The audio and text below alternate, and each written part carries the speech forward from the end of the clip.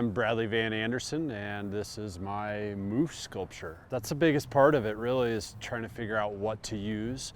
So I go through a scenario where I find this pile of stuff, or junk, and you don't see it exactly. You might store it for 5-10 years, and then all of a sudden you get that aha moment where you say, okay, I've got enough of this certain color, this certain texture, these certain pieces.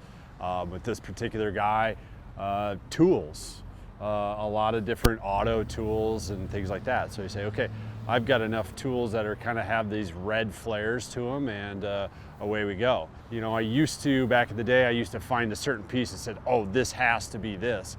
And now I've come to this point where I say, okay, as a collective, what kind of texture can I make from all of these pieces as a whole?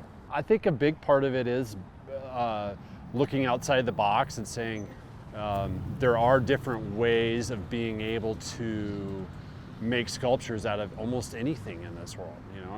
Like I could take leftover branches from these bushes and say, I'm going to build this. So you could spend an hour digging in this and saying, oh, look at this piece, look at this piece. I mean, quite a few interesting little stories about just little pieces that I found. They each tell a story.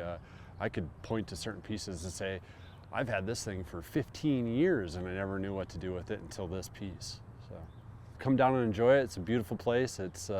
We're excited to have it sit here for the next year and look for a permanent home for it. And yeah, come down and see all the art.